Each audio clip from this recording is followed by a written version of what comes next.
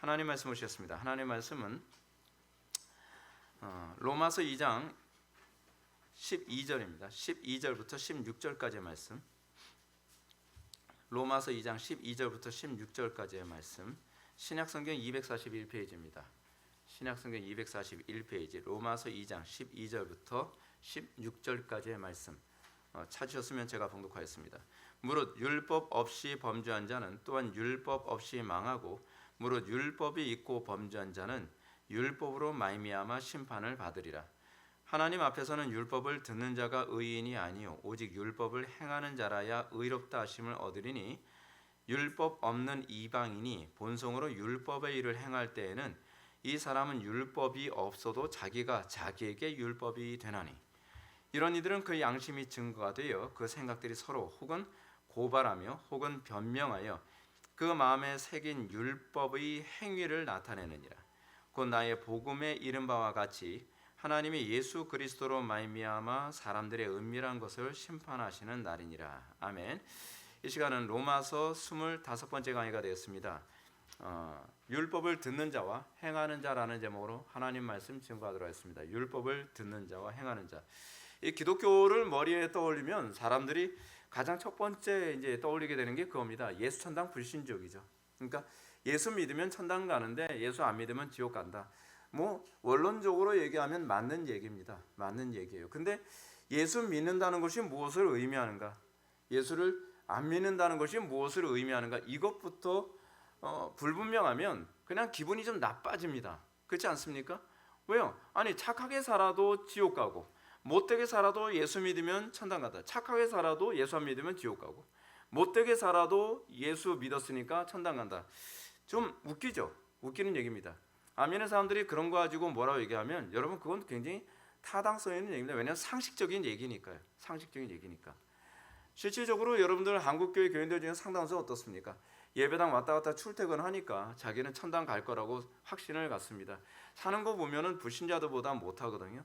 불신자들보다 악하고 게으르고 그리고 불성실하고 뭐 어디를 봐도 뭐 좀 천당 갈 만한 뭐 근거가 아무것도 없어 보여요. 근데 그 사람들 그렇게 얘기합니다.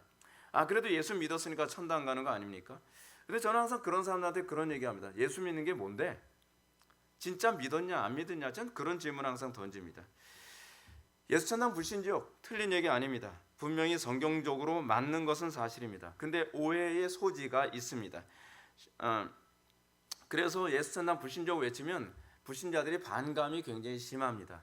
그리고 오죽하면 이거 가지고 영화 제목까지 나왔겠어요. 공포 영화인가요 그거?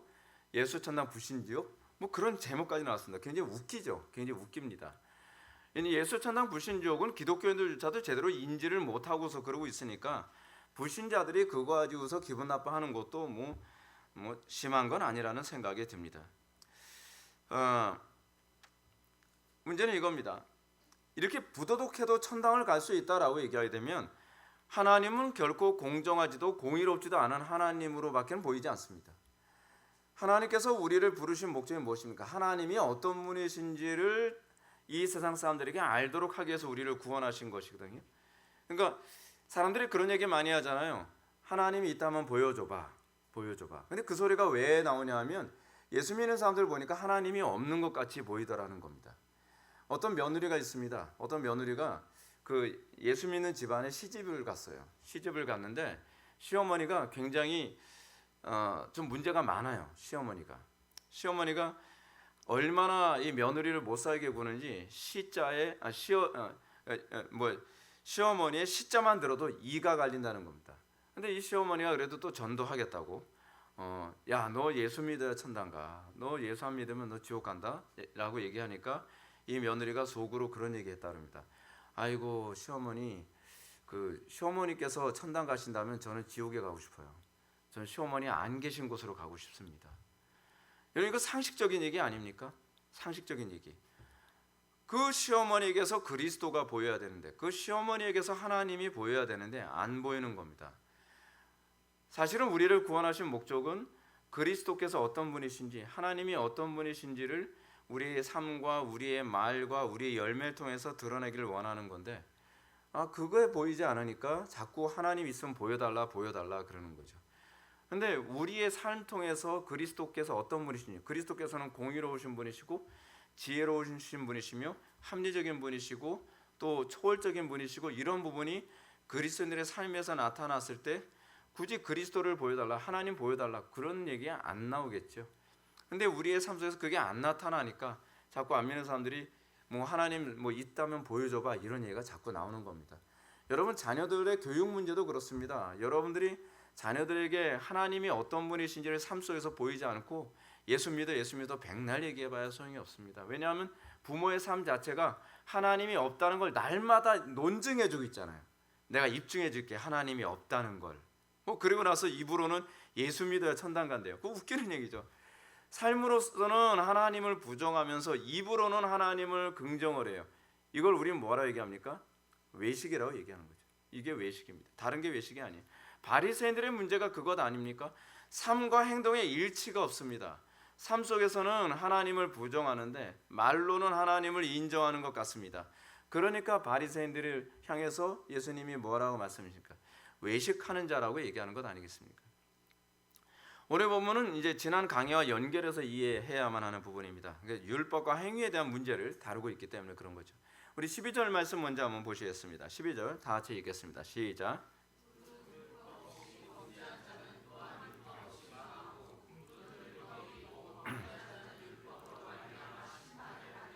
예, 여기서 바울이 말하는 이 부분은 유대인들의 심각한 오류를 염두에 두고 있는 것입니다. 유대인들이 뭘 받았다고요? 율법을 받았다는 겁니다. 자기네들은 율법 아래에 있다는 겁니다. 그래서 자기네들은 율법 아래에 있기 때문에 일종의 선민의식이 있고요. 율법을 받았기 때문에 일단은 자기는 유태인이기 때문에 하나님을 모르는 저 이방인들은 다 지옥 간다라고 그렇게 생각을 했던 것입니다. 그래서 이방인들을 개돼지 취급을 했죠. 이방인들을 굉장히 멸시했습니다. 긍휼히 봐야 될 이방인들을 긍휼히 보기보다는 오히려 이방인들을 개돼지 취급을 했습니다. 왜냐하면 그들이 성경이 가르치는 율법의 용도가 뭔지를 잘못 알고 있었던 거예요. 그러니까 율법을 받은 것이 중요한 것이 아니라 율법의 용도가 무엇인지 아는 게 중요한 것 아니겠습니까? 이 문제가 이거죠. 여러분, 제가 이제 뒤에도 다시 한번 말씀드리지만 여러분들의 손에 돈이 주어졌을 때 그 돈의 용도가 무엇인지 모른다고 한다면 여러분, 그 돈은 있으나 마나한 겁니다. 이 율법도 중요한 겁니다. 율법을 소유하는 게 중요한 것이 아니라 율법의 용도를 이해하지 못한다고 한다면 이 사태가 더 심각하게 되는 것입니다. 유대인들도 그렇습니다. 여러분, 유대인들도 같은 유대인이며 사도 바울 보게 되면은 같은 유대인이고 누구보다 율법에 정통한 사람이었는데 바울조차도 율법의 용도가 뭔지를 잘 몰랐습니다. 그리고 율법의 용도를 알고 나니까 이게 아니구나라고 하는 것을 비로소 알게 됐고, 그래서 다른 유대인들을 깨우쳐주기 위해서 로마서가 또 기록된 것이기도 하죠. 율법은 특권을 갖도록 하기보다는 율법을 받지 못한 사람들보다 더 큰 부담과 책임을 지우기 위해서 주어진 겁니다. 율법의 궁적 목적은 우리에게 책임을 지어주는 겁니다. 율법의 궁적 목적은 우리가 죄인이라는 것을 알게 하는 데 있습니다. 율법의 궁적 목적은 우리를 그리스도께로 인도하면 그 기능은 끝나는 겁니다. 근데 문제는 뭐냐면 율법을 가지고서 선민의식을 가지고 율법을 가지고 있기 때문에 다른 사람들 앞에서 의시돼도 된다고 생각한 겁니다. 자, 오늘 본문을 보게 되면 바울은 인류를 두 부류로 나누고 있습니다. 한 부류는 율법 없는 자들, 이방인들 얘기하는 거죠. 한 부류는 율법 아래에 있는 자들, 유대인들을 얘기합니다. 바울은 이 두 인류에게 주어진 운명을 이렇게 규정을 합니다. 이방인들에겐 망하고라는 말을 사용하고요, 유대인들에겐 심판을 받으리라 라는 말을 사용합니다. 같은 말을 사용하지 않고 다른 말을 사용했습니다. 그 이유가 뭐냐면 이방인들은 율법이 없기 때문에 그들에게 주어지는 결과는 어쩔 수 없어요. 멸망밖에 없습니다.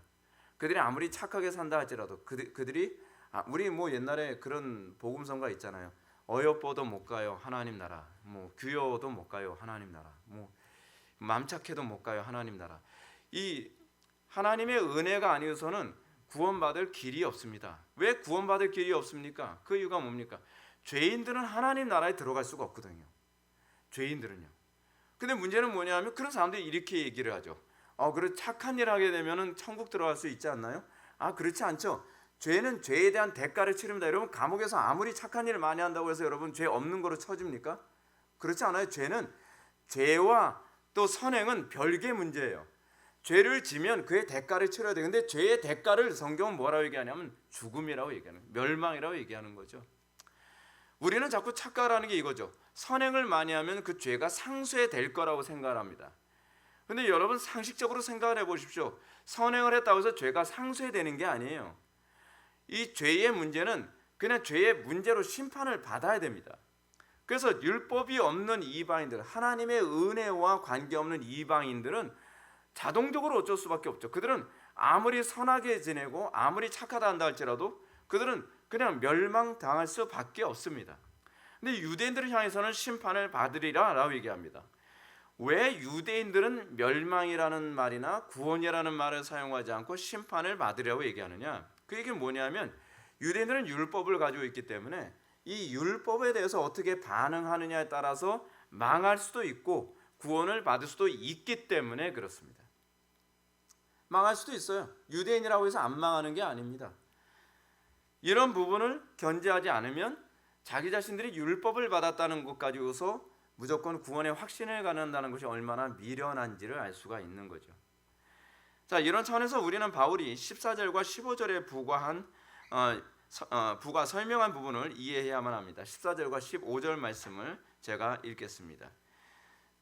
율법 없는 이방인이 본성으로 율법의 일을 행할 때에는 이 사람은 율법이 없어도 자기에게 율법이 되나니 이런 이들은 그 양심이 증거가 되어 그 생각에 서로 혹은 고발하며 혹은 변명하여 그 마음에 새긴 율법의 행위를 나타내느니라.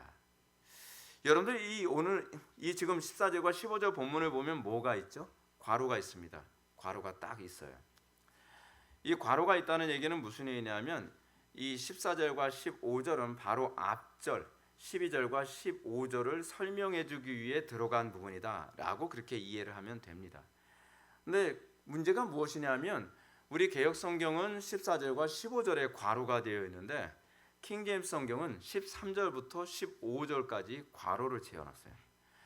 그러니까 같은 성경인데 왜 킹제임스 성경은 거기다 괄호를 세웠느냐? 왜 우리와 괄호의 범주가 다르냐? 이게 좀 헷갈리게 되는 거죠. 거기다 또 하나 이제 문제가 되는 게 뭐냐면 현대어 성경 여러분들 보게 되면 현대어 성경은 아예 12절 안에다 다 때려 박았어요. 그래서 12절 나오고 나서 13절, 14절은 그냥 없음으로 처리하고 그리고 14절, 15절 없음으로 처리하고 곧바로 16절로 가버립니다. 그리고 공동번역은 아예 괄호를 없이 그냥 12, 13, 14, 15절로 그냥 쭉 나열을 했습니다. 그러니까 이 부분과 관련해서 로이드 존스 목사님은 어떻게 보시냐면 괄호를 13절부터 치는 것이 옳다라고 이렇게 봅니다. 그러니까 문맥상 봤을 때에 이 12절의 본문을 설명해주고 그것을 상세화하는 부분이 13, 14, 15절이라고 그렇게 보는 것이죠. 근데 또 우리 개역개정 성경 같은 경우에는 아니다. 14절과 15절이 부가한 설명이다라고 그렇게 얘기를 하는 겁니다. 자, 어느 쪽이 옳으냐? 저는 사실 그게 별로 관심이 없습니다. 중요한 것이 뭐냐면 본문이 말하고자 하는 의도가 무엇인가 하는 겁니다. 이 어느 쪽에 괄호를 쳤느냐를 이해하지 않아도요, 본문이 말하고자 하는 의도를 아는 데는 별로 지장이 없습니다. 그래서 제가 이 부분 가지고 굳이 논쟁해 가면서 괄호는 13절부터다, 14절부터다 그런 얘기는 저는 별로 할 의지가 없습니다. 그래서 우리가 관심을 가져야 될 부분은 유대인들이 율법 아래에 있다고 해서 굳이 선민의식을 가지고 우월감을 가질 필요가 없다는 얘기입니다. 바울이 그 얘기하자고 하는 겁니다. 율법 아래에 있다. 자, 여러분들 교회 다니다고 해서 여러분 우월의식 가질 필요 없습니다. 나 구원받았다? 그럼 나는 이제 교회 나오고 나는 신앙생활하니까 나는 천당 가지만 저 사람들은 지옥 가겠네. 그런 식으로 심판자의 위치에서 그럴 생각을 하지 말라는 겁니다. 율법이라고 하는 것이 또는 구원이라고 하는 것이 그런 목적으로 우리에게 주어진 것이 아니라는 겁니다. 자, 유대인들이 율법을 소유했다고 해서 하나님으로부터 호의적인 심판을 받을 것이다. 그렇게 생각하지 마십시오. 이 유대인들은 그렇게 생각한 겁니다. 유대인들, 자, 우리는 선택받았고 우리의 조상이 아브라함이고 그리고 우리는 율법을 받았으니 우리가 하나님의 심판 앞에 딱 쓰면 너 DNA가 보니까 아브라함의 자손이야. 너는 내가 좀 봐줄게. 그럴 거라고 생각을 하고 있다는 거죠. 근데 그게 아무 그걸 보장할 만한 근거가 없다는 얘기입니다. 마치 이거하고 똑같습니다. 여러분들 우리 교회 왜 찾아왔습니까? 사람들이 회복의 교회는 개혁파 교회이기 때문에. 여러분, 그게 여러분들에게 도대체 무슨 유익이 있습니까? 많은 사람들이 개혁파 교회를 찾아다니는 이유가 뭐냐면 일종의 우월의식 가지고 찾아옵니다. 개혁파 교회 가면 개혁파 교회는 교리 공부도 철저히 시켜주고, 우리 교회는 안 그렇지만 다른 어떤 개혁파 교회들은 완전히 아카데미예요. 교실이 있어가지고 어느 교실은 조직신학 가르치고, 어느 교실은 성경신학 가르치고, 어느 교실은 교회사 가르치고, 그러면서 막 아카데미를 해요. 아카데미. 그래서 어때요? 거기서 막 배우면서 다른 교회를 정죄합니다. 어떤 교회는 이것도 몰라. 이거 교리적으로 틀렸어. 어쩌고 저쩌고. 그럼 저는 이제 그런 생각. 제가 왜 개혁파 어떤 목사님들 모여서 성경 공부하는 모임을 제가 화딱지 나서 제가 때려치고 나온 이유가 뭐냐면, 거기 모이면 맨날 우린 그거 하거든요. 개혁파 목사님들 모이면 맨날 이렇게 이 논문 가지고 서로 발제해서 그거 가지고 나누는 걸 되게 좋아해요. 그럼 나누는 걸 좋아하는데 문제가 뭐냐면 자기 반성보다는 이 교리 보니까 순봉교단에 틀렸고, 이 교리 보니까 침례교가 틀렸고, 이 교리 보니까 어떤 교단에 틀렸고 어쩌고 저쩌고. 그럼 제가 이제 좀 마음이 불편한 거예요. 그럼 제가 하는 얘기죠. 그럼 우리는 어떤데? 우리도 문제 있잖아. 우린 기도 죽어라고 안 하잖아요. 이런 얘기하면 그 불편한 얘기는 접어. 왜 접어? 개혁된 교회는 항상 개혁돼야 된다며. 우리 개혁된 교회 아닌가? 그럼 우린 또 더 개혁되어져야죠. 우리의 문제점을 발견하기 위해서 우리가 이런 논문을 읽고 교리 공부해야 되는 것 아닙니까? 불편하대요. 그러면 우리가 정죄하는 그쪽 교회들은 안 불편할까요? 왜 우리는 불편한 게 싫은데 왜 그들은 불편한 것이 좋을 거라고 생각하는 겁니까? 그러니까 제가 그런데 계속 있다 보면은 스트레스가 쌓여가지고 안 되겠다. 나는 여기 더 이상. 이 개혁파 교회가 이게 자꾸 착각을 하는 게 이겁니다. 선민 의식이 있어요. 개혁파 교회는 다 천당 갈 거라고 좀 생각을 하고 있는 것 같습니다. 우리 교회에만 구원이 있는 것처럼 생각을 합니다. 그렇지 않습니다, 여러분. 순봉교단에도 구원이 있고요. 그러니까 오순절 교회, 침례교회, 감리교회, 성결교회 어느 교회 가든지 여러분 구원이 있습니다. 구원이 있어요. 근데 마치 우리만 구원이 물론 우리만 구원이 있다고는 얘기를 안 하죠. 근데 그 말의 뉘앙스에 마치 우리만 구원이 있는 것은 자꾸 이렇게 착각하게 만들잖아요. 그래서 일종의 우월의식 같은 거 있죠. 근데 여러분, 그 우월의식을 가지고 있는 그 신앙을 하나님께서 쓰시지 않습니다.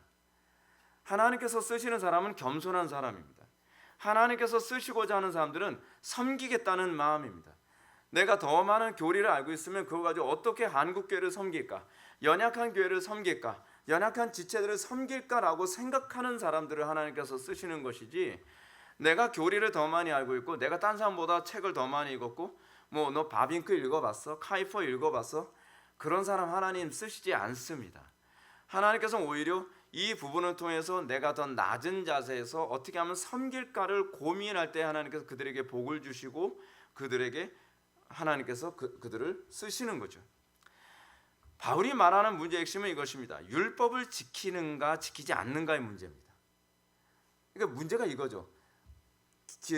개혁파 교회 안에서 주로 많이 토론하는 것 중 하나가 뭐냐면 기도가 문제다. 그래서 이 오순절 교단은 기도가 뭐가 문제고, 어느 교단은 뭐가 문제고, 관상교도는 뭐가 문제고. 오케이, 좀 동의합니다. 동의하는데 문제는 뭐냐면 기도하냐가 중요한 거죠. 기도하는 게 하냐 안 하냐가 중요해요. 바울이 지금 여기서 얘기하는 게 뭡니까? 율법을 지키는가 지키지 않는가에 관한 문제지, 율법을 가졌느냐 갖지 않았느냐에 관한 문제가 아니거든요. 기도에 관한 지식을 가지고 있느냐 갖고 있지 않느냐에 관한 문제가 아니라 기도를 하고 있느냐 하고 있지 않느냐에 관한 문제입니다. 교리를 가지고 있느냐 갖고 있지 않느냐에 관한 문제가 아니라, 그래서 그 교리대로 살고 있느냐 살고 있지 않느냐에 관해서 하나님께서 물으신다는 겁니다. 하나님의 심판대 앞에 섰을 때 하나님께서 A4 용지 딱 주면서 자, 신론에 대해서 쓰시오 그러지 않는단 말이에요. 하나님께서 심판대 앞에서 우리를 심판하실 때는 너는 그 교리대로 살았니? 라고 질문을 던질 거라는 사실입니다. 근데 우리는 그거에 별로 관심이 없어요. 마치 우리는 하나님의 심판대 앞에 서면 A4 용지에다가 우리 그 신대원 같은 데 가면 시험을 그렇게 보거든요. 뭐 조직신학 신론 공부하게 되면 삼위일체론에 대해서 뭐 쓰시오. 그리스도의 하나님의 신성에 관해서 나열하시오. 뭐 그렇게 해서 마치 하나님의 심판대 앞에 서면 그렇게 시험 볼 거라고 생각해요. 그거 시험 안 봅니다, 여러분. 아무것도 몰라도요, 너희가 그리스도를 믿는 그 믿음의 증거가 있다면 구원을 받는 것이고, 믿음이 없고 지식만 잔뜩 있으면 심판이죠. 뭐. 근데 마치 우리는 이 하나님의 말씀대로 사는 데는 관심이 없고, 이렇게 얘기하면 꼭 그런 거죠. 그럼 목사님 행위 구원 얘기하는 겁니다. 아니요, 행위 구원 얘기하는 게 아니라고 제가 누누이 말씀드렸죠. 우리가 그 구원 안에 있으면 우리는 어떻게 그 교리대로 살고 싶은 새로운 본성이 작용한다 그랬죠. 근데 그 본성이 작용하지 않았잖아요. 제가 여러분한테 지난 그 금요기도회 때도 그런 말씀드리지 않았습니까? 우리가 결혼한 거 했다고 했을 때에 그 결혼한 부부가 궁적으로 방향을 사는 목적이 뭡니까? 같이 멍에를 지는 거죠. 같이 멍에를 지는 겁니다. 근데 요즘에는 이 젊은 애들이 결혼하면 뭘 꿈꿉니까? 멍에 지는 건 관심이 없고 맨날 같이 어떻게 여행 다니고 뭐 맛있는 거 먹으러 다니고 분위기 좋은 카페 찾아다니는 것이 그것이 마치 결혼 생활이고 그것이 마치 이 부부 생활이라고 자꾸 착각을 하죠. 아니요, 그게 아니거든요. 오히려 멍에를 같이 지는 거예요. 결혼이라는 것은 그겁니다. 멍에를 같이 지는 거예요. 동거 생활하는 사람들 멍에 같이 집니까? 아니죠. 불편한 일 있으면 우리 헤어져 그러잖아요. 우리가 예수를 믿는 것이 뭡니까? 내가 예수를 믿고 있다는 것을 입증해 줄 수 있는 근거가 뭡니까? 어쩔 수 없죠. 행위죠. 내가 그리스도와 십자가를 같이 졌느냐? 내가 그리스도와 멍에를 같이 졌느냐? 그래서 바울이 갈라디아서에서 뭐라 얘기합니까? 내가 그리스도의 흔적을 가졌노라. 스티그마를 얘기하잖아요. 흔적 때문에 구원받는 얘기가 아니죠. 구원받았기 때문에 흔적이 있다는 얘기죠. 우리가 구원을 받았다고 한다면 우리가 주의 율법대로 주의 계명대로 살아가는 것이 즐거운 거죠. 그래서 행했느냐 행하지 않았느냐에 관한 얘기를 하는 것입니다. 여러분, 여기서 이제 바울이 또 이런 얘기를 합니다. 이방인들의 궁극적 문제가 무엇인가 하는 겁니다. 바울은 그들이 율법 없는 삶을 살기 때문에 심판받는 것이 아니라고 얘기합니다. 도리어 이방인들도 그들의 본성에 율법이 있다고 얘기합니다. 비록 유대인들처럼 명문화된 율법은 아니지만 그들의 마음속에 양심이 율법이 돼요. 양심이. 결국 이방인들이 망할 수밖에 없는 건 그거죠. 여러분들 전도해 보셨나요? 저 길거리 가면서 그 전도를 해보면 이상하게 불신자들도요, 너 죄가 있냐고 물어보면 죄가 있대요. 율법이 없는데. 그 사람들 예수 안 믿는 사람들인데 그 죄가 없는지 어떻게 하냐면 양심으로 안다는 거예요. 그렇죠. 그것이 양심이 그들 속에 불신자들 심령 속에 새겨놓으신 율법이거든요. 안 배워도 알아요. 안 배워도요. 그래서 안 믿는 사람들이 설교를 들을 때 공감이 되어진 게 뭐냐? 그렇지, 그건 죄지. 공감이 되는 겁니다. 율법에 기록했기 때문에 우리는 죄라고 얘기하지만 그들은 마음에 율법이 있기 때문에 그것이 죄라는 것을 알아요. 그래서 율법은 소위 안 믿는 사람들과의 관계 안에서도 공통적으로 서로 납득이 되어지는 부분입니다. 그러므로 바울은 율법이 없다고 하는 이방인들에게도 그 양심이 증거가 돼요. 그 생각들이 서로 혹은 고발하며 혹은 변명하여 그 마음에 새긴 율법의 행위를 나타내느니라. 그들도 율법을 나타내죠. 그들의 행위로 율법을 나타내고요, 행위뿐만 아니라 말로도 나타냅니다. 안 믿는 사람들인데도요, 야, 너 그거 틀렸어, 그건 죄 아니야 라고 얘기해요. 율법을 몰라도. 왜냐하면 그들의 양심에 이미 율법이 각인되어져서 그들은 알고 있는 겁니다. 그래서 하나님의 심판대 앞에서 섰을 때 그런 겁니다. 야, 넌 지옥 갈 거다. 야, 너 같은 놈 지옥 안 가면 누가 하겠니? 아니, 성경은 몰라도 그런 얘기를 해요. 왜요? 그들 속에 양심이 그것을 알고 있는 거죠. 그러면 여기서 바울이 말하고자 하는 것이 무엇이겠습니까? 율법의 역할은 우리를 구원하는 것이 아니라는 겁니다. 우리 죄를 드러내는 역할만 한다는 것이죠. 이런 바울의 논리를 염두에 둔다면 율법 아래에 있는 유대인들은 하나님의 심판 앞에서 더 정교한 죄를 받을 뿐입니다. 불신자들은 율법이 없는 상태에서 자기 자신의 죄를 뭉퉁그려서 양심의 가책으로 알지만 유대인들은 어떻습니까? 정교하게 명문화되어진 그 율법을 가지고 무엇이 죄인지 무엇이 죄가 아닌지 알게 해주셨어요.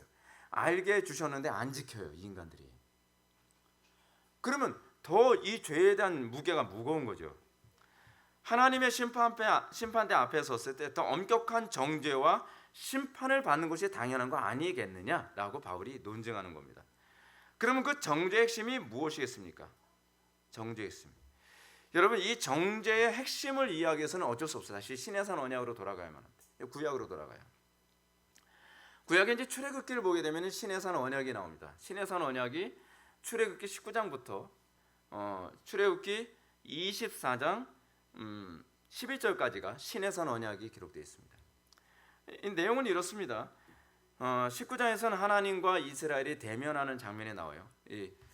그 시내산에 하나님께서 구름 기둥으로 쫙 임재하시죠. 그리고 이스라엘 백성들은 그 구름 기둥 가운데 임재한 하나님의 임재 앞에서 이스라엘 백성들이 다 서 있습니다. 한 대략 몇 명? 장정만 한 60만. 애월은 다 포함하게 되면은 여자들과 애들까지 다 포함하게 되면은 한 180만 정도 되는 사람들이 시내산 주변에 다 서 있는 겁니다. 거기서 하나님과 이스라엘이 대면을 하게 되죠. 대면을 합니다. 그 대면하는 장면이 나오고 20장에서 하나님께서 당신의 엄미하신 음성으로 십계명을 선포합니다. 여러분, 출애굽기 20장에 나오는 십계명이 우리는 모세가 전달해 줬을 거라고 생각하잖아요. 그렇지 않습니다. 출애굽기 20장을 가만히 살펴보면 하나님께서 직접 말씀을 하세요. 하나님께서 이스라엘 백성들한테 제1계명은 이것이니 나 외에 다른 신들을 내게 있게 하지 말지니라. 하늘에서 꽝꽝꽝 울리는 거예요. 하늘에서요. 여러분 어떻겠습니까? 엄청 무섭겠죠. 엄청 무섭겠죠. 근데 하나님의 음성만 들리는 것이 아니라 천둥과 번개가 쳐요. 뇌성이 쳐요. 그래서 구름 기둥 안에서 그 시내산 위에 임재했는 그 구름 속에서 하나님의 음성이 쩌렁쩌렁 들리는 거예요. 그래서 하나님께서는 그들의 고막을 울려서 이 십계명을 그들에게 들려주십니다. 하나님의 십계명 선포하시는 음성이 얼마나 두렵고 얼마나 어미했는지 이스라엘 백성들이 하나님의 십계명 선포가 딱 있고 난 다음에 모세에게 이렇게 얘기합니다. 모세에게 이르되 당신이 우리에게 말씀하소서 우리가 들으리이다. 하나님이 우리에게 말씀하지 말게 하소서 우리가 죽을까 하나이다. 하나님의 음성이 직접 들리는 것이 얼마나 무섭습니까? 얼마나 무섭습니까? 근데 여러분 이렇습니다. 여러분들이 성령의 조명하심을 통해서 여러분들이 내가 죄인이란 것을 알게 되는 현상이 이런 현상입니다. 여러분 제가 아무리 이것이 죄입니다라고 얘기해도 소용이 없어요. 근데 성령께서 여러분들의 양심에 딱 조명을 해주시는 사건이 이런 사건입니다. 갑자기 내 속에서 사람들 그렇습니다. 설교자가 설교할 때 어느 날 갑자기 그 설교가 천둥과 번개와 뇌성같이 들리기 시작한다고요. 하나님의 말씀이 쇠방망이 같지 않더냐. 근데 그것이 설교자가 설교하는 그 설교가 하나님의 음성으로 들릴 때에 그것이 천둥과 번개 치는 것처럼 들린다는 거죠. 그 시내산 언약 때 그런 현상이 나타났습니다. 자, 근데 그걸로 끝나질 않아요. 하나님께서는 이스라엘 백성들에게 그렇게 하고 난 다음에 출애굽기 31장 18절로 넘어가면 어떤 일이 벌어지냐면 하나님께서 직접 음성으로 율법을 들려주신 것으로도 부족해서 아예 돌판에다가 친히 손으로요 십계명을 적어서 그들에게 주십니다. 그러니까 시내산 언약이 얼마나 엄청난 사건이었냐면 하나님께서 직접 음성으로 십계명을 선포해 주시고요, 하나님께서 직접 적어서 그들에게 수유한 사건이 십계명 사건입니다. 그러면 하나님께서 왜 이렇게 엄청난 방식으로 십계명을 주셨을까요? 여러분 생각해 보셨나요?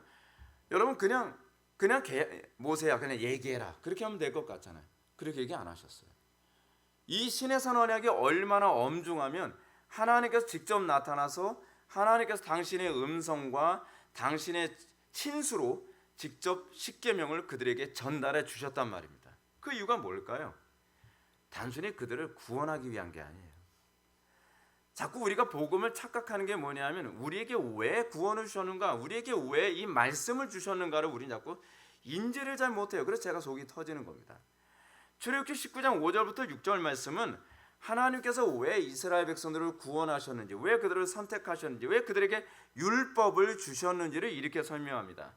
세계가 다 내게 속하였나니, 여기서부터 출발하죠. 이스라엘 백성들만 하나님께 속한 게 아닙니다. 이방인들도 다 하나님께 속한 겁니다. 여기서부터 시작합니다. 세계가 다 내게 속하였나니 너희가 내 말을 잘 듣고 내 언약을 지키면 너희는 모든 민족 중에서 내 소유가 되겠고 너희가 내게 대하여 제사장 나라가 되며 거룩한 백성이 되리라. 너는 이 말을 이스라엘 백성들에게 전할지니라. 자, 보십시오. 너희가 내 말을 잘 듣고 내 언약을 지키면 너희가 내 소유가 되겠고 내 제사장 나라가 되리라. 우리가 행하는 이유는 제사장 나라가 되게 하기 위해서입니다. 우리가 율법을 받은 이유는 제사장 나라가 되게 하기 위해서입니다. 나의 삶 속에서 제사장 나라의 삶이 안 나온다는 것은 내가 주의 율법을 무시하고 있다는 겁니다. 주의 율법을 지키고 있지 않다는 얘기입니다. 하나님께서 이스라엘 백성들을 선택한 이유는 뭐냐면 그들이 제사장 나라가 되도록 거룩한 백성 삼으신 겁니다. 거룩한 백성이라는 얘기가 무슨 얘기죠? 헌신된 백성이라는 얘기죠. 제사장 백성으로서 헌신되게 살도록 하기 위해서 이스라엘을 선택하셨다는 겁니다. 자, 그러면 이것이 이스라엘 백성들에게만 해당하는 얘기일까요? 아니요. 하나님께서 아담과 하와를 창조하셨을 때 아담과 하와를 창조한 목적이 그거였습니다. 하나님께서 모든 피조 세계를 그냥 여기를 그대로 적용해요. 세계가 다 내게 속하였나니 하나님께서 모든 세계를 다 창조하였나니 똑같죠? 똑같은 원리입니다. 모든 세계를 하나님께서 창조하시고 나서 하나님께서 아담과 하와를 창조하시고 에덴 동산에 두셨죠. 그리고서 하나님께서 아담과 하와에게 명령하신 게 무엇입니까? 경작하고 지키라는 겁니다. 경작하고 지키라라는 말은 다시 얘기하면 제사장 나라로서의 삶을 살라는 얘기입니다. 그럼 이 얘기가 무슨 얘기인가? 이 얘기를 좀 더 선명하게 얘기해 준 것이 바로 아브라함과 맺은 언약입니다. 하나님께서 아브라함을 부르시고 뭐라고 얘기합니까? 괜히 부르셨어. 너 지옥 갈까 불쌍해서 내가 너 불렀다? 그 말씀 안 하십니다. 하나님께서 아브라함을 부르시고 나서 아브라함에게 그렇게 말씀하십니다. 너는 복의 근원이 되라. 그것이 제사장 나라입니다. 우리가 율법을 지킨다고 한다면 우리에게 나타나는 열매가 뭐예요? 복의 근원의 삶을 살게 되는 거예요. 여러분 생각해 보시죠. 대한민국이 이 지경입니다. 한국교회가 이 지경입니다. 그러면 여러분은 우리가 어떻게 살아야만 합니까? 복의 근원으로 살아야 되잖아요. 제사장 나라로서의 삶을 살아야 되잖아요. 나라가 망하든 어쨌든 강 구경 강 건너 불구경하듯 하고 뭐 교육계가 다 망가지고 뭐가 다 망가져도 나하고 아무 관계가 없죠. 왜요? 나에게 직접적 피해가 없으니까. 그런 이기적인 삶을 살아가는 사람들이 어떻게 기독교인이라고 얘기할 수 있겠습니까? 우리가 예수를 믿고 나서 우리에게 나타나는 특징이 뭡니까? 이 세상이 다 하나님께 속한 세상이라는 것이 보이기 시작을 합니다. 죽어서 가는 나라만 하나님 나라가 아니라 이 모든 피조 세계가 하나님의 세계라고 하는 것을 알게 되면서 우리에게 어떤 현상이 나타나죠? 우리가 정치와 경제와 사회와 문화와 가정과 교육 모든 영역에서 어떻게 하면 내가 복의 근원으로 삶을 살까? 어떻게 내가 제사장된 삶을 살 것인가를 고민하게 되는 것 아닙니까? 이 고민이 없어요, 기독교인들이. 그러니까 기독교인들이 세상에 아무런 영향력이 없잖아요. 세상에 아무런 도움이 없어요.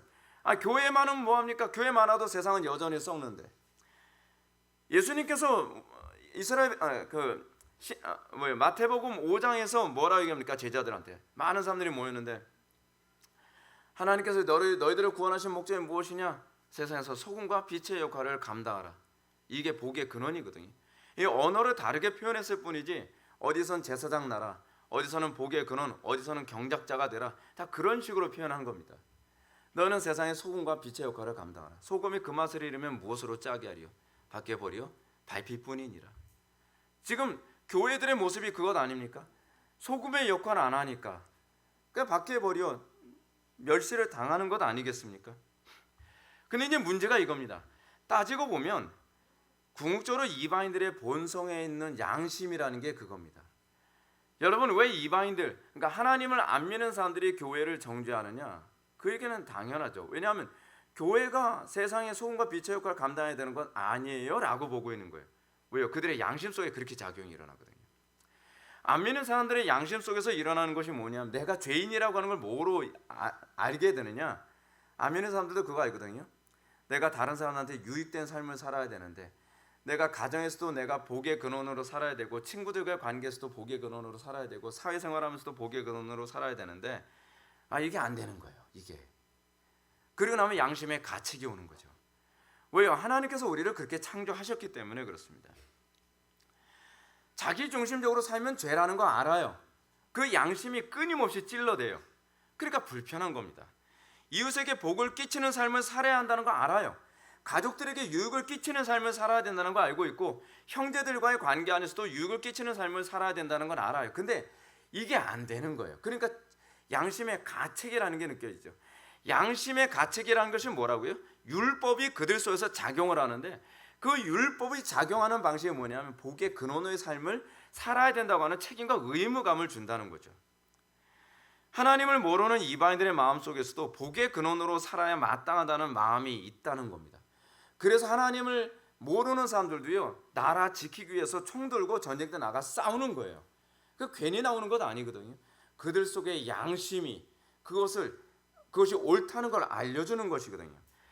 그래서 가난하고 헐벗고 약한 사람들을 보면 외면하면 참 마음이 불편해요. 안 믿는 사람들도 양심의 가책을 느낍니다. 가정의 어려움, 사회의 어려움, 국가적 어려움을 외면할 수가 없어요. 불신자들도요. 가정의 어려움은 어떻게 내가 가정에 좀 힘이 돼줘야 될 텐데, 그렇죠? 이 사회가 어려우면 이 사회에 내가 어떻게 유익을 끼쳐야 될 텐데, 누가 가르쳐 줍니까? 양심이 가르쳐 주죠. 양심이. 왜냐하면 그 양심이 바로 이 율법의 흔적이기 때문에 그렇습니다. 하나님께서 불신자들에게 주신 양심이라는 것도 결국은 어딜 가든지 내가 복의 근원으로 살아야 그 양심이 편한 겁니다. 그래서 안 믿는 사람들도 자꾸 기부하잖아요. 안 믿는 사람도 자꾸 이웃과 나누려고 하잖아요. 그 왜요? 그 양심이 그게 옳다는 걸 알려주는 겁니다. 이게 본래 창조된 흔적이기 때문에 그렇습니다. 문제는 불신자들의 양심과 우리의 양심의 차이가 있다는 겁니다. 불신자들의 양심 속에는 복의 근원으로 살아야 한다는 부담감은 있는데요, 거의 10계명의 1계명부터 4계명을 지켜야 된다는 부담감이 없어요. 1계명부터 4계명이 무엇입니까? 하나님을 섬겨야 된다는 거잖아요. 그들에게 있는 것은요, 5계명부터 10계명까지밖에 없어요. 그게 불신자들의 양심입니다. 그래서 이방인들이 심판을 받는 이유는 이 양심의 음성을 거부하며 살았기 때문인데, 이 양심대로 살 수 있는 능력이 없다는 걸 알아요. 이에 반해서 유대인들이 하나님으로부터 받은 율법은 1계명부터 4계명이 포함된 율법이거든요. 그래서 도덕적으로 사는 것으로만 끝나는 것이 아니라 우리 그리스도인들은 하나님을 섬기며 살 때에 비로소 그 양심이 편해지기 시작을 합니다. 이것이 신의 산 언약의 핵심입니다. 이 언약은 유대인들만을 위한 것이 아니었습니다. 도리어 유대인들은 율법이 없는 이방인들을 향하여 제사장 나라의 삶을 살아야 될 책임이 주어진 겁니다. 저들은 율법이 없는데 그들에게 어떤 율법이 있어요? 5계명부터 10계명까지 가지고 있어요. 그래서 그들은 양심이 불편해요. 그래서 그들에게 유익을 주기 위해서, 그들이 그 양심에 충실하게 살 수 있도록 하게 하기 위해서 그들에게 복음을 증거해야 되고 하나님을 섬기도록 그들을 만들어야죠. 그러면 그 양심이 만족할 수 있는 삶을 살도록 만들어준다는 겁니다. 그것이 복의 근원의 삶이죠. 근데 문제는 유대인들이 율법을 받았다고 하면서도 5계명부터 10계명조차 지키지 않으니까 불신자보다 더 못한 놈들이 되는 거죠. 하나님께서 이스라엘 백성들에게, 예수님께서 유대인들에게 뭐라고 얘기합니까? 너희들이 기껏 율법 가지고 있다고 하면서 그 율법 가지고서 무슨 짓을 한다 그러는 거야. 그러니까 장로들의 전통을 가지고 뭐라고 얘기해요? 5계명을 상쇄시켜 버려요. 하나님께 드린 바 되었다라고 고르반하고 나면 부모를 공경해야 될 그 이유를 그 양심을 마비시켜 버린다는 겁니다. 율법 때문에 오히려 양심이 마비돼 버렸어요. 그래서 안 믿는 사람들이 뭐라고 얘기합니까? 무율법주의적인 사람들 보고 저건 안 믿는 사람들보다 더 나쁘다는 거예요. 그럴 수밖에 없죠. 종교를 가지고 양심을 마비시켜 버렸거든요. 5계명부터 10번째까지의 계명을 지켜야 될 의무를 종교적 의무로 마비를 시켜버린 거예요. 그러니까 안 믿는 사람들이 욕하죠. 오히려 우리가 예수를 믿고 나면 우리는 1계명부터 4계명만 잘 지키는 사람들이 아니라 5계명부터 10계명까지 잘 지키는 사람으로 보여짐으로써, 야, 저들은 어떻게 저걸 잘 지킬까라고 하는 것에 대한 의구심을 갖도록 부름받은 것이 기독교인이거든요. 근데 이게 안 되고 있는 겁니다. 유대인들은 이런 율법의 본래 의도를 망각했습니다. 도리어 복에 근원된 삶을 살라고 주신 율법을 오히려 이웃 파괴의 수단으로 사용하고 있는 거예요. 이 구약, 이 율법을 가만히 살펴보면 유대인들이 바벨론 포로 생활부터 시작해서요, 그들이 페르시아의 포로 생활하고요, 그리고 로마 그리고 헬라 제국의 또 노예 생활하고 그리고 로마 제국에 포로 생활하게 된 이유는 여기 있었습니다. 왜요? 복의 근원으로 살라고 그들에게 율법을 주셨는데 복의 근원대로 살지 않으니까 하나님께서 어떻게 해요? 그 땅에서 토해내버린 사건이에요. 그것이 이미 레위기 18장 27절부터 28절에 이미 경고했습니다. 레위기에서 뭐라고 경고했냐 하면 너희가 전에 있던 그 땅 주민이 이 모든 가증한 일을 행하였고 이 땅도 더러워졌느니라. 너희도 더럽혀지면 그 땅이 너희가 있기 전 주민의 토함같이 너희를 토할까 하노라. 이 토할까 하노라의 성취됨이 뭐냐면 바벨론 포로 생활이고요. 그래도 회개하지 않으니까 페르시아의 포로 생활하게 하고요. 그래도 회개하지 않으니까 헬라 제국의 포로 생활하고요. 그래도 회개하지 않으니까 로마 제국의 포로 생활하게 하신 거예요. 그러니까 아직 정신을 못 차렸죠. 이 점에서 오늘날 한국 교회의 문제가 무엇인지 진단이 되어야만 합니다. 오늘날 한국 교회의 문제가 뭐라고 생각합니까? 도덕성 문제입니까? 뭐 이것도 문제인 건 사실이죠. 이것도 문제인 건 사실입니다. 근데 이건 표면적인 겁니다. 표면적인 것. 본질적인 문제는 세상을 향해서 복의 근원, 소금과 빛의 역할을 감당해야 되는데 그걸 안 하고 있다는 것이 문제입니다. 그냥 구원받았으면 땡큐. 더 이상 그 이외엔 생각을 안 하려고 합니다. 내가 왜 굳이 십자가를 져야 돼? 내가 왜 남들도 안 하는 일에 가서 내가 왜 핍박받고 더러운 소리 들어가면서 내가 이렇게 살아야 돼? 이러니까 하나님께서 교회에 대해서 어려움을 주시는 겁니다. 이것 때문에 나타나는 것이 부도덕이 나타나는 건 율법에 충실하지 않은 삶, 율법의 정신에 충실하지 않으니까 자동적으로 윤리적으로도 부도덕한 삶이 따라올 수밖에 없는 거죠. 그건 현상이에요. 부도덕의 문제는. 본질적인 문제가 아닙니다. 본질은 그리스도인들 마음속에 세상에서 복의 근원으로 이웃 사랑하고자 하는 그 열정과 사랑이 없다는 게 문제입니다. 내가 있는 곳에 어떻게 하면 하나님을 영화롭게 하고 어떻게 하면 하나님을 기쁘시게 해드릴 것인가? 내가 몸담고 있는 가정에서 어떻게 내가 빛과 소금의 역할을 할 것인가?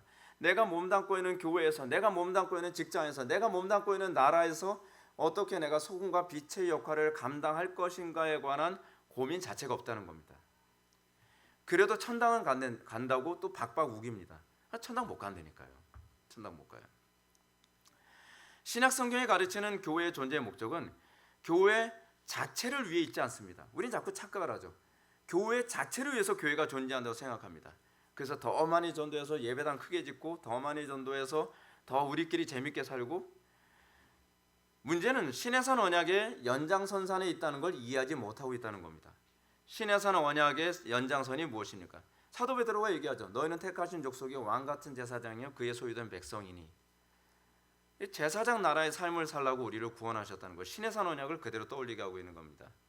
쉽게 말해서 세상에서 제사장 역할하고 소금과 빛의 역할하고 복의 근원대라고 부르셨다는 겁니다. 근데 교회가 이런 소명을 망각했습니다. 구약의 이스라엘이나 중세 로마 가톨릭처럼 교세를 확장하고 교회도 예쁘게 짓고 어떻게 하든지 화려하고 안락함과 즐거움만을 위해서 살아가는 것이 오늘날 기독교인이 되고 말았다는 겁니다. 기껏해야 윤리와 도덕을 외치면 되는 것이라고 생각하죠. 착하게 살아야 돼. 도덕적. 이게 가톨릭이거든요. 이게 가톨릭입니다. 이것이 오늘날 교회 타락의 본질입니다. 소명을 잃은 교회, 복의 근원으로서 살아야 할 뜨거운 책임감을 잃은 교회, 맛을 잃은 소금의 모습을 갖고 있는 교회. 내가 소명감을 갖는 것에 관심이 없습니다. 다시 본문으로 돌아갑시다. 유대인들의 문제가 무엇입니까? 그들은 율법을 통해 이방인들에게 복의 근원된 삶을 살아야 할 책임을 부여받았다는 것을 전혀 알지 못합니다. 도리어 율법을 통해 이방인들을 괴취급하고 경멸했습니다. 그러므로 바울은 13절 말씀을 통해서 율법의 궁적 목적을 말해줍니다. 하나님 앞에서는 율법을 듣는 자가 의인이 아니요 오직 율법을 행하는 자라야 의롭다 하심을 얻으리니. 이 말씀은 율법으로 의로워져야 된다는 얘기가 아니라고 제가 여러분들한테 말씀드렸죠. 그렇게 해석하는 것은 로마서 전체에서 바울이 말하고자 하는 의도를 잘못 이해하고 있는 겁니다.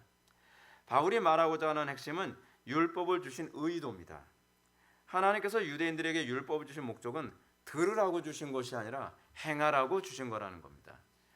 행해서 어떤 열매를 맺기 바라는 거라고요? 제사장 나라가 되라고요.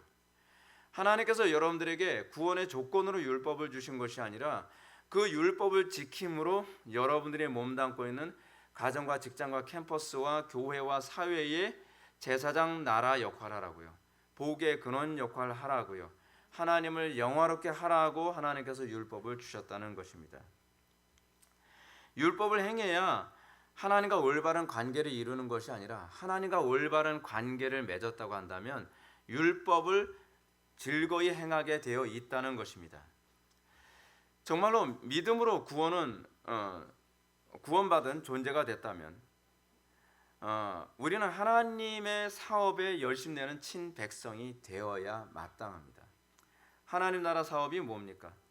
이 세상이 거룩하게 복받는 것 아니겠습니까? 복하면 꼭 돈하고 연결이 있지 마십시오. 정의가 하수같이 공법이 물같이 흐르는 세상 되는 거잖아요. 요즘 사람들 어떻습니까? 젊은 애들도 요즘 생각이 어떻습니까? 뭐 더럽게 살아도 돈만 많이 벌고 성공만 하면 되는 것 아닙니까? 이게 요즘 안 믿는 사람들이 가지고 있는 사고방식이죠. 근데 그런 이 세대의 풍조에 그리스도인들이 동의하면 됩니까? 안 됩니까? 안 되죠. 그런 사고가 얼마나 잘못된 것인지를 선포하고 그리고 하나님의 뜻대로 살아가는 것을 통해 이 세상이 거룩함과 그리고 정의가 수같이 공법이 물같이 흐르는 세상이 가능하다는 것을 입증하며 살아야만 합니다. 그것을 보여줘야 될 가장 첫 번째 곳이 가정이고요. 그리고 교회입니다. 가정과 교회에서도 이미 정의가 하수같이 공법이 물같이 흐르는 일이 안 되니까 기독교인이라고 하더라도 그게 현실 불가능하다고 자꾸 생각하는 것 아닙니까? 하나님께서 이 땅에 복의 근원으로 살라 우리에게 주어진 규례가 바로 율법입니다. 하나님께서 하늘에서 당신의 음성으로 이스라엘 백성을 전체 귀에 들려주셨고 그리고 그들에게 돌판에 율법을 새겨주신 것처럼 여러분들이 예수를 믿게 되었을 때 여러분들에게 나타나는 것이 뭐냐면 강단의 설교가 사도 바울이 디모데전서에서 얘기하고 있는 것처럼 우리가 그 사도들의 말을 들을 때에 사람의 말로 듣지 아니하고 하나님의 음성으로 들었노라. 그 신의 산 언약 얘기하고 있는 겁니다. 신의 산 언약에서 하나님께서 천둥과 번개와 뇌성으로 하늘에서 이스라엘 백성들에게 음성을 들려줬던 것처럼 신약시대에 와서는 성도들의 심령 속에 천둥과 번개와 뇌성 가운데서 하나님의 음성이 들려지는 걸 얘기하는 겁니다. 그리고 예레미야서 31장 33절에 나타난 것처럼 하나님의 율법이 더 이상 돌판이 아니라 우리의 마음판에 새겨집니다. 그러면서 그 사람이 언약 백성에 참여하게 되는 것이죠. 그렇게 되는 거예요. 그럼 그렇게 참여했다면 그에게 나타나는 것이 뭡니까? 그들이 이제 하나님의 계명을 즐거이 지킴으로 그의 삶 속에서 도덕적인 사람이 되는 것이 아니라 가정과 직장과 캠퍼스 어디에 가든지 거기서 복의 근원이 되는 삶을 살게 되는 것으로 나타난다는 겁니다. 이 소명은 단순히 종교적 열심을 내는 것이 아닙니다. 하나님 향해서는 마음과 뜻과 힘과 지혜와 생명을 다해서 하나님을 사랑하는 것으로 나타나고 이웃을 향해서는 내 몸처럼 사랑하는 것을 통해서 내 마음속에 그의 율법이 각인되어졌고 그리고 내 심령 속에 하나님께서 천둥과 번개와 뇌성으로 말씀하셨다는 것을 그것으로 입증해 보이는 것입니다. 그것으로 드러나는 것입니다. 이것이 구원을 받고 소명에 의해 움직이는 그리스도인들의 심령의 상태입니다.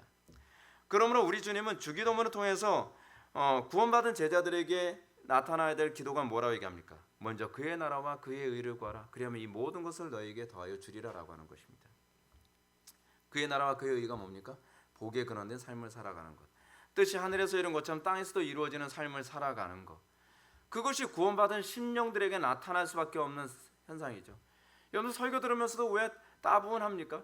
설교 들으면서도 왜 여러분들에게 반응이 없습니까? 뭐 뻔하죠. 여러분들은 여전히 설교 들으면서 그냥 지식으로 들리는 겁니다. 여러분들 심령 속에서 하나님의 말씀이 천둥과 번개와 뇌성으로 여러분들 심령을 지진이 일어나는 현상으로 나타나야만 합니다. 부흥기 때 많은 교회 신앙의 선배들의 설교할 때 그런 현상이 나타났습니다. 사람들이 설교를 들을 때 내 심령 속에 지진이 일어났다고 얘기합니다. 내 심령 속에 천둥과 번개와 뇌성이 있었다고 얘기합니다. 조나단 에드워즈가 설교를 할 때에 어떤 사람은 그 설교를 듣고 졸도를 했다고 합니다. 그럴 수밖에 없죠.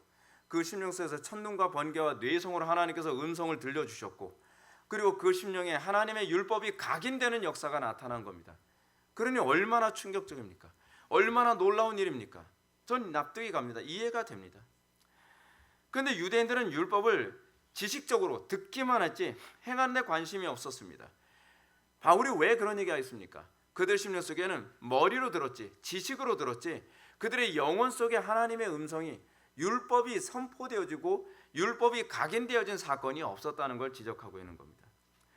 그래서 그들은 율법을 듣고 복에 근원된 삶을 살기보다는 도리어 자신이 아는 율법에 대한 지식을 가지고 이웃을 정죄하기만 하는 것입니다. 율법을 행하지도 않고 율법을 통해서 복에 근원된 삶을 살지도 않고.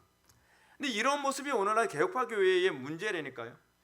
오늘날 개혁파 교회는 끊임없이 많은 교리와 성경의 지식을 배우는 데 집착할 뿐 정작 그 가르침대로 행하는 데 별 관심이 없습니다.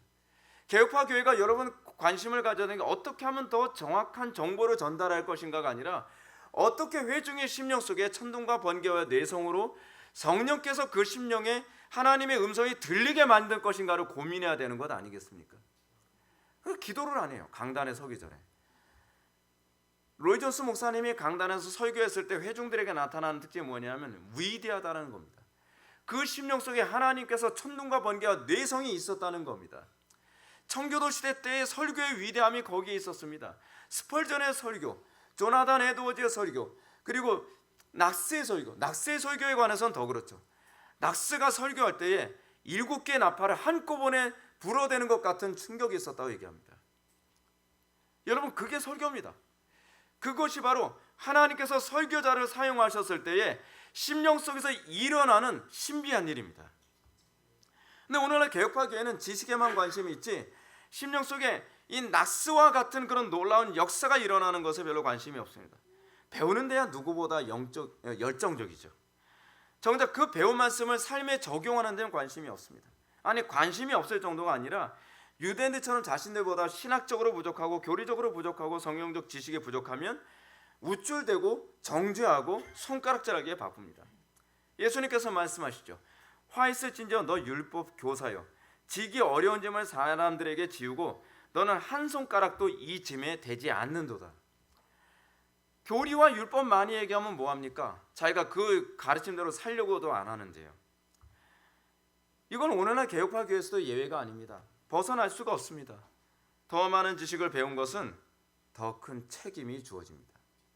이런 모습을 염두에 둔 것이 16절 말씀입니다. 16절 말씀 보면 곧 나의 복음에 이른 바와 같이 하나님의 예수 그리스도로 말미암아 사람들의 은밀한 것을 심판하시는 그날이라. 이 말씀은 유대인들이 율법을 받음으로 특권을 받았다기보다는 더 큰 책임이 부여됐다는 것을 가르치는 겁니다. 안토니 후쿠마 교수가 이렇게 얘기합니다. 분명한 사실은 그들이 받지 못한 계시의 근거에서가 아니라 그들이 갖고 있었던 빚의 근거에서 판단받게 된다는 것이다. 많은 특권들을 가졌던 자들은 많은 책임을 갖게 될 것이다. 굉장히 무서운 얘기입니다. 주님께서 이 세상을 심판하러 오실 때 주님은 사람들의 은밀한 것을 심판하실 것입니다. 사람들의 은밀한 것이 뭡니까? 자신에게 주어진 책임에 대해서 어떻게 충실하게 살았는가에 관한 문제입니다. 더 많은 지식이 있었으면 더 많은 책임이 주어집니다. 그것이 은밀한 비밀입니다. 로이 존스 목사님이 이렇게 언급합니다. 우리가 복음을 더 들으면 들을수록 복음에 대한 우리의 이해가 더 명백해지면 명백해질수록 우리의 책임은 더 커집니다. 은혜 안에 살아서 자라고 주를 아는 지식에서 진보를 보이면 보일수록 우리의 책임도 더 커집니다. 여기에 설정된 원리는 하나님께서 심판 때에서 그 모든 것을 다 상세하게 감안하실 거라는 사실입니다. 이 경고는 우리의 마음에 새겨야 합니다. 그렇습니다. 복음을 더 선명하게 들을 수 있다는 것은 큰 복이지만 한편으로는 더 큰 책임을 우리들에게 요구하고 있습니다. 그러므로 책임에 대해 심판이 동반되는 것은 당연합니다. 왜 그렇습니까? 주님은 각 사람들에게 달란트를 주시는 분이시고 마지막엔 그 달란트에 대해서 다시 얼마나 남겼는지 우리에게 계산하실 분이시기 때문에 그렇습니다. 더 많은 교리적 지식을 알게 되셨습니까? 그러면 하나님께서는 5달란트만큼의 여러분들이 교리를 들었다면 5달란트를 남겨야 될 책임이 있습니다. 2달란트만큼의 교리와 2달란트만큼의 깨달음이 있었다고 한다면 여러분들은 2달란트를 남겨야 될 책임과 의무가 있습니다. 성경에서 예수님은 부자와 나사로의 심판을 언급하면서 부자에게 자신이 쌓은 부와 재산을 어떻게 사용했는지 묻는 장면이 나옵니다. 흥미롭죠. 부자는 이 세상에 살면서 자신이 받은 부와 재산을 권리라고 생각을 했습니다. 그래서 나사로에게 베풀었어야 되는데 베풀지 않았다는 겁니다. 근데 그것이 그가 심판받는 이유예요. 그것으로 나타나요. 하나님의 심판대 앞에 섰을 때 그것이 책임이라는 것을 그제서야 비로소 깨달은 겁니다. 야, 내가 창고에 쌓으면 더 복받은 줄 알았더니 창고에 쌓은 저 많은 재산이 이 산더미 같은 책임이었구나라고 하는 걸 하나님 앞에 심판대 앞에 섰을 때 그때 아는 거예요. 얼마나 끔찍합니까? 얼마나 끔찍합니까? 그렇습니다. 이 세상의 모든 것은 하나님으로부터 옵니다. 왜 하나님으로부터 오는가? 그것은 하나님께서 나중에 계산할 거라는 겁니다. 그래서 청교도들은 뭐라 얘기합니까? 이걸 청지기라고 얘기하죠. 청지기. 하나님께서 우리에게 지식과 재능과 재물과 건강과 많은 것을 주셨을 때에 이웃과의 관계에서 복의 근원 되라고 이거 주신 겁니다. 더 많이 가질수록 더 큰 책임을 느껴야 마땅합니다. 하나님으로부터 남들보다 더 많은 재물, 권력과 힘과 지식, 재능, 건강 받았다면 그만큼 더 큰 책임을 져야 합니다. 책임질 생각은 안 하고 더 많은 부와 권력과 명예와 힘과 지식을 소유하려 한다면 그 사람은 더 큰 심판을 각오해야 될 겁니다. 이런 사실을 명심하도록 나온 프랑스 말이 있죠. 노블레스 오블리주. 그렇죠? 이게 무슨 뜻이냐면 직역하면 이렇습니다. 귀족은 의무를 갖는다라는 얘기예요. 이 직역하면 자꾸 귀족만 되려고 하지 자기가 의무를 수행하지 않으려고 하니까 노블레스 오블리주라고 하는 표현이 나오게 된 겁니다. 원래 이렇게 코맹맹하게 얘기해야 되는데 이는 사회 고위층 인사들에게 요구되는 도덕적 책임과 의무를 얘기하는 거거든요. 우리나라 국회의원들 노블레스 오블리주예요. 지금 우리나라 사람들 보면은 전반적으로 다 그렇습니다. 출세하고 성공하고 더 많이 벌고 더 의리의리한 집, 더 좋은 차, 좋은 어떤 그런 거 자꾸 추구하려고 하죠. 왜요? 왜 추구하려고 하죠? 그게 책임이라는 걸 모릅니까? 아주 무거운 책임입니다. 여러분들 더 많은 돈을 가지고 있을 때 더 많은 책임을 갖게 됩니다. 가진 자에겐 그만큼의 책임이 부여되어집니다. 여러분 우리가 그런 인식이 없다면 불신자들과 무슨 구별됨이 있겠습니까? 사랑하는 성도 여러분, 오늘날 이 세상이 왜 이렇게 험악해지고 있습니까? 그 이유는 하나님께서 우리들에게 남들보다 더 많은 그 무엇인가를 주셨을 때 그걸 특권으로 여기는 데 있습니다. 내가 더 많은 돈을 소유했습니까? 그거 특권 아닙니다. 내가 더 많은 교리적 지식을 소유하게 됐습니까? 특권 아닙니다. 내가 더 많은 권력과 더 많은 지식과 더 많은 그 무엇인가를 소유하게 됐습니까? 책임이라고 생각하십시오. 여러분들이 많이 소유하면 많이 소유할수록 더 많이 남겨야만 합니다. 더 많이 희생해야만 합니다. 더 많이 여러분들은 무거운 짐을 짓는 것입니다. 근데 우리는 그렇게 생각하지 않습니다. 교회고 학교고 이것이 특권이라고 자꾸 사람들한테 박수 쳐주기 바쁩니다. 아니요, 특권 아니라니까요. 하나님의 심판대 앞에 섰을 때 계산할 겁니다. 내가 5달란트 줬는데 얼마 남겼니? 내가 2달란트 줬는데 얼마 남겼니? 1달란트 줬는데 너 얼마 남겼니? 저 남긴 게 없는데요. 남긴 게 없다 그러니까 주님께서 뭐라 그럽니까? 이 악하고 게으른 종아 라고 얘기하면서 바깥 어두운 데서 슬피 울며 이를 갈미 있으리라 라고 얘기합니다. 분명한 사실은 우리가 이 땅에서 자신에게 주어진 것들에 대하여 복의 근원으로 살아야 할 책임과 의무로 이걸 여기지 않는다고 한다면 그는 주님이 오실 때 바깥 어두운 데서 슬피 울리며 이를 갈게 될 거라는 사실입니다.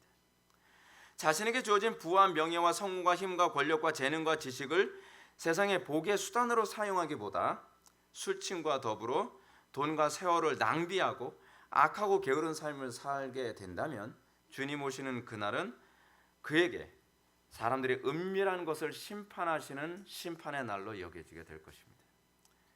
이것이 율법을 듣기만 좋아하고 율법을 행하지 않았던 유대인들이 맞이하게 될 최후였던 것입니다. 다 같이 기도하시겠습니다. 사랑이 많으신 하나님, 우리가 율법이 무엇인가, 주님께서 율법을 왜 주셨는가, 그리고 율법을 통해서 우리에게 기대하는 것이 무엇인가를 다시 한번 살펴보게 하여 주심을 감사드립니다.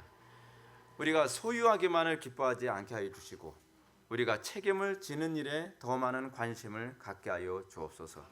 예수님의 거룩하신 이름으로 기도올리옵나이다. 아멘.